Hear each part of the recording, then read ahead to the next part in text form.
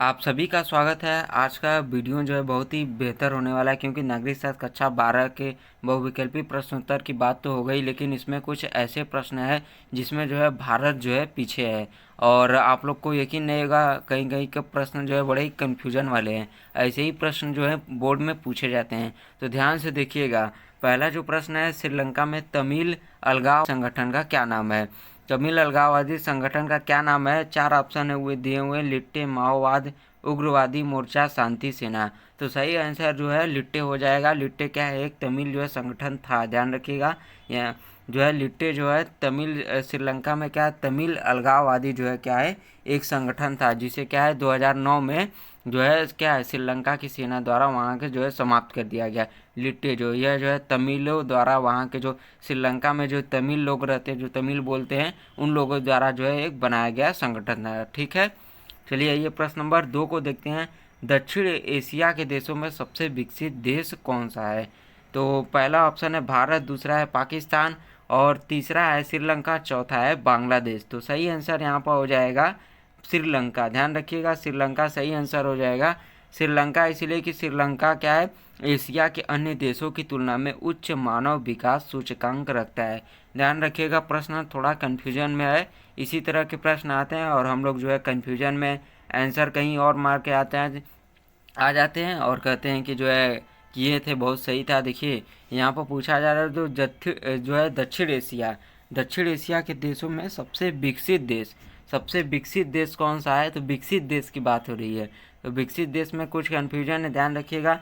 विकसित देश यहाँ पर श्रीलंका बताया गया है। आप लोग सोच रहे होंगे कि भारत होगा, लेकिन श्रीलंका को क्यों बताया गया है, रीजन बता देता हूँ, ध्यान रखिएगा। देखिए मानव विकास सूचकांक, जैसे कि एचडीआई अंग्रेजी में होगा एचडीआई, ठीक है, मानव विकास सूचकांक एचडीआई की रिपोर्ट के अनुसार 2023 के, ठीक है, जो है श्रीलंका का क्या है, इसका जो है जो मानव विकास सूचकांक था श्रीलंका का भारत से अधिक था। ठीक है, और श्रीलंका में जो सार्वजनिक स्वास्थ्य सेवाओं का स्तर क्या है, भारत से बेहतर है। ध्यान रखिएगा, भारत में स्वास्थ्य सेवाएं कैसे हैं सरकारी अस्पतालों में, ये आप लोग बेहतर तरीके से जानते हैं। हालांकि बेहतर हुए हैं, फिर भी श्रीलंका में बेहतर है। और क्या है, जो है मृत्यु दर और शिशु मृत्यु दर क्या है, श्रीलंका में भारत की तुलना में कम है। ध्यान रखिएगा। और सबसे बड़ी जो बात है, श्रीलंका में क्या है कि 92.9% क्या है वहाँ की जो साक्षरता दर है। अब भारत में कितना है, कुछ 77 पॉइंट जो है, कुछ 7% कुछ है, ठीक है, भारत का।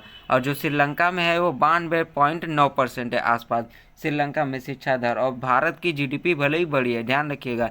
यहाँ पूछा जा रहा है कि सबसे विकसित देश कौन सा है, तो आप लोग भारत सोचेंगे। भारत की जीडीपी भले ही बड़ी है, लेकिन क्या है, प्रति व्यक्ति आय और क्या है मानव विकास सूचकांक के अनुसार क्या है, श्रीलंका बेहतर जो है प्रदर्शन करता है। और ध्यान रखिएगा, कभी भी जो है जो विकसित देशों की तुलना क्या है, सिर्फ जीडीपी से नहीं जो है आकी जाती है। इसमें बहुत सारे चीज़ों को देखा जाता है, जैसे मानव विकास सूचकांक में जैसे वहाँ की मृत्यु दर, शिशु मृत्यु दर, और एजुकेशन की जो है साक्षरता दर कितना है, जैसे मैंने अभी बताया श्रीलंका में 92.9% है। ठीक है, और इसीलिए जो है अर्थव्यवस्था से क्या है नहीं किया जाता है, इसीलिए यही वजह है कि श्रीलंका इन सब चीज़ों में बेस्ट है। इसीलिए दक्षिण एशिया देशों में अगर बात किया जाए तो क्या है, श्रीलंका जो है सबसे विकसित देशों में माना जाता है। श्रीलंका, ठीक है, दक्षिण एशिया देशों में। प्रश्न नंबर 3 को देखते हैं। श्रीलंका में तमिलों और सिंहलियों के बीच संघर्ष कब शुरू हुआ? श्रीलंका में तमिलों और सिंहलियों के बीच संघर्ष कब शुरू हुआ? चार ऑप्शन है 1950, 1970, 1980, 1990। तमिल जो है हिंदू धर्म को मानते थे, सिंहली जो है वो कहीं ना कहीं बौद्ध धर्म को मानते थे।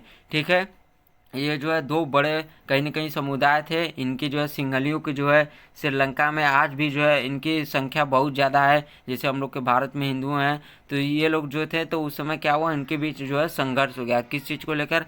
भाषाई और भी चीज़ों को लेकर, भाषाई को लेकर, और भी आरक्षण वगैरह, और भी बहुत सारी चीज़ों को लेकर। जैसे इनकी जो है बहुमत है सिंहलियों की, तो इन्हीं की सरकार बनी, इन्हीं की हमेशा चलती थी। तमिलों का जो है उतना नहीं चलता था, तो इसीलिए क्या है, तमिल ने अपना एक अलग संगठन बनाया और एक जो है ये लोग अलग राज्य, कहीं ना कहीं एक अलग देश की मांग करने लगे। तो इससे क्या है जो है संघर्ष शुरू होगा, क्योंकि सिंहली के लोग ज़्यादा थे, तो इन्हीं के लोग का जो है हमेशा नेता होता बनते थे।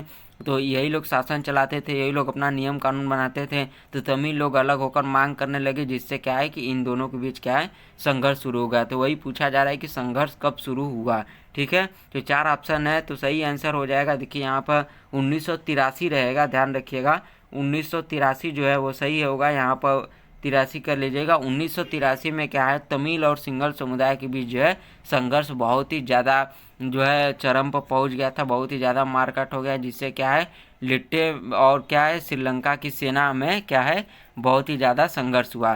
श्रीलंका की सेना में जब सिंगल समुदाय वहाँ पर ज़्यादा है और सरकार भी इन्हीं की हमेशा बनती है, तो इन्हीं के जो है सेना भी रहेगी, कहीं ना कहीं इन्हीं की सुनेगी सरकार, तो इसीलिए सरकार और क्या है सेना अरे तमिल संगठन जो था लिट्टे और जो है सरकार के बीच जो सेना थी उनके बीच क्या है 1983 में क्या है 1983 में जो है भयंकर जो है कहीं ना कहीं मतलब एक तरह से जो है संघर्ष हुआ, जिसमें क्या है कहीं ना कहीं सिंगल समुदाय और तमिल जो है आपस में बहुत ही ज़्यादा लड़े, जिसमें तमिलों को बहुत ही नुकसान हुआ था। चलिए ये प्रश्न नंबर 4 को देखते हैं। बांग्लादेश को स्वतंत्रता कब मिली? 4 ऑप्शन दिया हुआ है, ये आप लोग जान ही रहे होंगे। बांग्लादेश में अभी में क्या हो रहा है वर्तमान में ये भी जान ही रहे होंगे। 4 ऑप्शन दिए हुए 1970, 1971, 1972, 1973। सही आंसर हो जाएगा 1971। बांग्लादेश ने 1971 में क्या है पाकिस्तान से स्वतंत्रता प्राप्त की। 1971 राइट आंसर है। ठीक है, प्रश्न और ये जो है ध्यान रखिएगा 1971 में प्राप्त किया था। इसमें कहीं ना कहीं भारत का जो है भारत की जो सेना थी उसका बहुत ही बड़ा हाथ था। ठीक है, पाकिस्तान से जब आज़ाद हुआ था तो 2 पाकिस्तान बना था, एक पूर्वी पाकिस्तान, पश्चिमी पाकिस्तान। तो बांग्लादेश में पहले क्या था पाकिस्तान का शासन था, लेकिन 1971 में भारत की मदद से बांग्लादेश ने क्या है स्वतंत्रता प्राप्त कर ली। ठीक है, प्रश्न नंबर 5 को देखते हैं। दक्षिण एशियाई क्षेत्र में किस देश ने शांति और तटस्थता की नीति अपनाई है? ये भी प्रश्न थोड़ा कन्फ्यूजन वाला है, ध्यान रखिएगा, थोड़ा इसको ध्यान से समझेंगे हम लोग। चलिए देखिए 4 ऑप्शन दिया हुआ है, नेपाल, भारत, पाकिस्तान, बांग्लादेश। तो सही आंसर हो जाएगा नेपाल। जी हाँ, नेपाल न कि भारत। देखिए आप लोग सोच रहे होंगे अरे भारत भी तो शांति में आता है और तटस्थता में, लेकिन सही ऑप्शन यहाँ पर नेपाल है। क्यों है आइए कन्फ्यूजन दूर करेंगे अभी आप लोग का।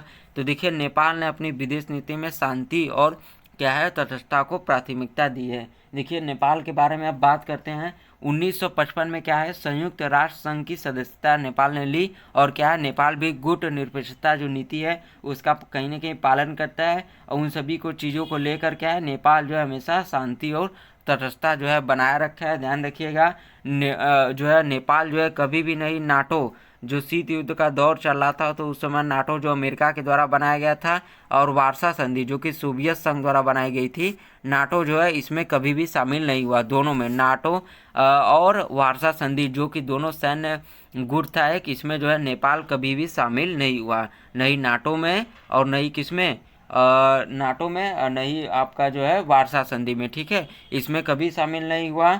और नेपाल में क्या है नेपाल के जैसे अमेरिका जब नाटो जो है जो भी देश शामिल होता है, या आपने सुना होगा अमेरिका बहुत से देशों में क्या है कई देशों में जो है अपनी जो है सैन्य अड्डा बनाए रखा हुआ है, तो नेपाल में ऐसा नहीं है। सिर्फ अमेरिका नहीं, किसी भी देश का जो है नेपाल के जो है विदेशी सैनिक या सैन्य अड्डा नेपाल के देश में नहीं है कि हाँ जो है आपकी सेना हमारे देश में अड्डा बनाएगी या यहाँ पर आएगी, तो ऐसा नहीं है। आने जाने की बात का बात है, लेकिन सैन्य अड्डा नहीं है नेपाल में। जो देश में कोई भी विदेशी सेना की अनुमति नहीं है, मतलब कि सैन्य अड्डा जिस तरह जो है अमेरिका बहुत से देशों में बना के रखा है ना, वहाँ की अमेरिका की सेना दूसरे देशों में रहती है, वहाँ का उनका सैन्य अड्डा है, वहाँ पे परीक्षण अभ्यास करते हैं। ऐसा नेपाल में नहीं है, नेपाल जो है अलाउ नहीं करता है। और नेपाल की जो विदेश नीति है वो क्या है पंचशील सिद्धांत पर। ध्यान रखिएगा कौन सा सिद्धांत, पंचशील सिद्धांत पे आधारित है, जिसमें क्या है गुट निरपेक्षता नीति है, और क्या है अंतर्राष्ट्रीय शांति और क्या है सामाजिक न्याय है। नेपाल जो है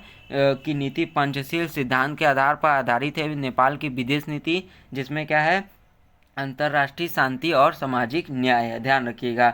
और भारत की अब बात करते हैं। आप लोग सोच रहे होंगे कि भारत क्यों नहीं है इस लिस्ट में, दक्षिण एशिया में शांति और तटस्थता के मामले में भारत इसलिए नहीं है कि भारत के बारे में थोड़ा बात कर लेते हैं। भारत शांति है, लेकिन क्या है इसकी विदेश नीति में जो है कहीं ना कहीं हस्तक्षेप रवैया देखा गया। 1971 में क्या है पाकिस्तान के खिलाफ, ठीक है 1971 में अगर बात करें, और क्या है श्रीलंका में भारतीय सेना का भेजा गया, ठीक है जो कि क्या है कहीं ना कहीं शांति दूत के रूप में भेजे गए थे जब श्रीलंका में तमिल समुदाय जो था, तमिल समुदाय, और कौन था, और आपका जो वहाँ का बहुसंख्यक जो था सिंघली, उन दोनों के बीच जब ज़्यादा चल रहा था तो भारत की सरकार द्वारा क्या है, श्रीलंका में भारतीय सेना का भेजा जाना, और क्या है, मालदीव में ऑपरेशन जिसे कैटकट्स बोलते हैं, ठीक है, मालदीव में ऑपरेशन जिसे कैटकट्स बोला गया, वो 1988 में, और भी चीज़ें थी, ठीक है। इसीलिए क्या है, और अगर देखा जाए तो भारत सैन्य गठबंधनों में भी शामिल है, जैसे क्वाड हो गया, ठीक है, क्वाड हो गया, और क्या है, इंडो यूएस, ठीक है, क्वाड हो गया, क्वाड हो गया, और क्या है, इंडो यूएस, ठीक है, इंडो हो गया आपका इंडो यूएस सहयोग, ठीक है। इसमें क्या है, भारत जो है कहीं ना कहीं शामिल है, जो कि क्या है, पूरी तरह से तटस्थता की नीति का पालन नहीं करता है। भारत भले ही शांति का समर्थन करता है गुटनिरपेक्षता नीति में और अपनी विदेश नीति में, लेकिन तटस्थता नहीं है कहीं ना कहीं, ठीक है। अभी मैंने आपको कई रीजन बताया, जैसे 1971 में पाक के खिलाफ, ठीक है, पाकिस्तान के खिलाफ श्रीलंका में क्या है, भारतीय सेना का भेजा जाना, और क्या है, मालदीव में ऑपरेशन कैटकट्स 1988 में, ठीक है, और सैन्य गठबंधनों में भी भारत शामिल है, जैसे क्वाड हो गया, इंडो यूएस सहयोग में, ठीक है, जो कि पूरी तरह से तटस्थता जो नियम है उसका पालन नहीं करते हैं। यही वजह है कि भारत क्या है, दक्षिण एशियाई क्षेत्र में जो है क्या, शांति और तटस्थता की नीति में कहीं ना कहीं आता है, लेकिन पूर्ण रूप से तटस्थता में नहीं आता है।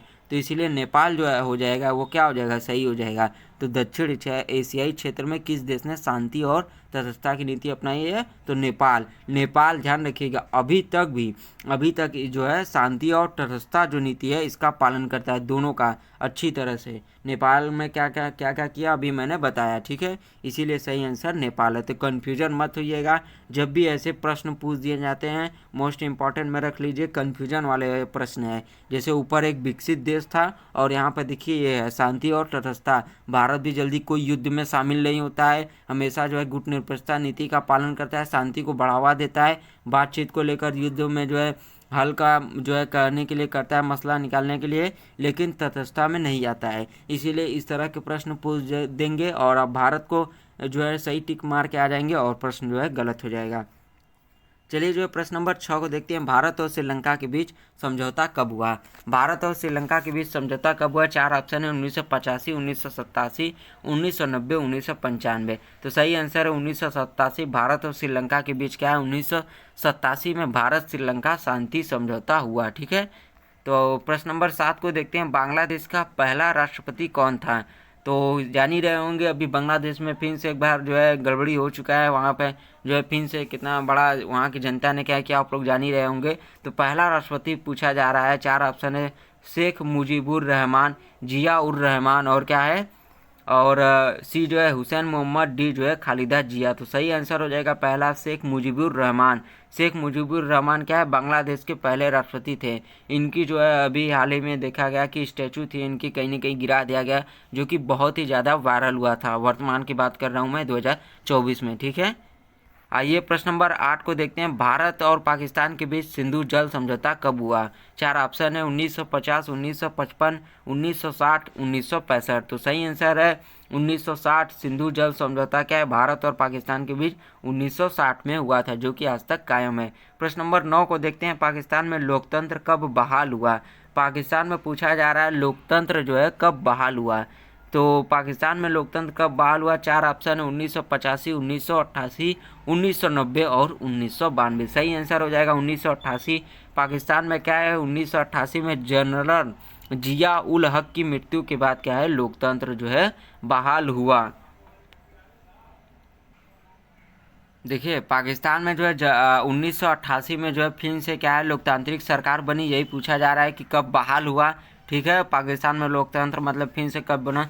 हुआ क्या था कि 1977 में ये जो जनरल थे जिया उल हक, इनकी जो है 1988 में तो मृत्यु हो गई, लेकिन इन्होंने क्या किया था 1977, थोड़ा ध्यान दीजिएगा, 1977 में इन्होंने क्या किया था कि पाकिस्तान में सैनिक शासन लागू कर दिया था। जनरल थे, पाकिस्तान में सैनिक शासन लागू कर दिया, तो इससे क्या है कि जो है वहाँ पर सैनिक शासन चलने लगा। लेकिन जब 1988 में इनकी मृत्यु हुई तो ध्यान रखिएगा बेनजीर, क्या है, बेनजीर और भुट्टो, उनका नाम था बेनजीर भुट्टो के नेतृत्व में वापस जो है 1988 में क्या है लोकतांत्रिक सरकार बनी। तो इससे क्या है फिर से पाकिस्तान में लोकतंत्र बहाल हो गया, वापस लोकतंत्र आ गया। 1988 में। किसके नेतृत्व में? बेनजीर भुट्टो के नेतृत्व में। और 1988 में जनरल जिया उल हक की मृत्यु हो गई। 1977 में उन्होंने क्या किया था? सैनिक शासन लागू किया था। चलिए ये प्रश्न नंबर 10 को देखते हैं। भारत और पाकिस्तान के बीच कारगिल युद्ध कब हुआ? तो सही आंसर आप लोग को पता ही होगा, 4 ऑप्शन दिए हुए 1997, 1998, 1999, 2000। तो सही आंसर है 1999। कारगिल युद्ध 1999 भारत और पाकिस्तान के बीच हुआ। बहुत ही फेमस युद्ध है, ध्यान रखिएगा, प्रश्न इंपॉर्टेंट है, पूछ सकता है। प्रश्न नंबर 11 है, दक्षिण एशिया में गरीबी उन्मूलन के लिए कौन सी योजना प्रमुख है? 4 ऑप्शन दिए हुए हैं। तो सार्क डेवलपमेंट फंड, विश्व बैंक सहायता, संयुक्त राष्ट्र योजना, भारत सरकार की सहायता। तो सही आंसर हो जाएगा, देखिए SAARC development fund. SAARC development fund क्या है? दक्षिण एशिया में गरीबी उन्मूलन के लिए काम करता है। यहाँ तक आ गए आप तो इसे जो है लाइक करके शेयर जरूर कर दीजिएगा, चैनल को सब्सक्राइब करना ना भूलिएगा। दक्षिण एशिया में सबसे अधिक जनसंख्या वाला देश कौन सा है? जान ही रहे होंगे आप लोग, पाकिस्तान, भारत, बांग्लादेश और कौन है? और एक ऑप्शन है नेपाल। तो सही आंसर है भारत। भारत क्या है? दक्षिण एशिया का सबसे अधिक जनसंख्या वाला देश है। सार्क की स्थापना कब हुई? पूछा जा रहा है सार्क की स्थापना कब हुई। 4 ऑप्शन है 1983, 1985, 1987, 1990। तो 1985 सार्क दक्षिण एशियाई क्षेत्रीय सहयोग संगठन की क्या है स्थापना जो है 1985 में बांग्लादेश के ढाका में हुई। सही आंसर है हो जाएगा 1985। ठीक है। सार्क का मुख्यालय कहाँ स्थित है? 14वां प्रश्न है। तो नई दिल्ली, काठमांडू, इस्लामाबाद, ढाका। तो सही आंसर हो जाएगा नेपाल के काठमांडू में। सार्क का मुख्यालय नेपाल के काठमांडू में स्थित है। प्रश्न नंबर 15 को देखते हैं। दक्षिण एशिया में सबसे बड़ा लोकतांत्रिक देश कौन सा है? तो सही आंसर भारत है, पूछने की बात नहीं है। भारत जो है सिर्फ दक्षिण एशिया में ही नहीं बल्कि विश्व का सबसे बड़ा लोकतांत्रिक देश है। तो जो है आँख मूंद के इसको जो है आंसर सही मार दीजिएगा, भारत पर टिक मार दीजिएगा। तो सही आंसर भारत है। आज के लिए इतना ही, मिलते हैं नेक्स्ट वीडियो में। वीडियो को अंत तक देखने के लिए धन्यवाद।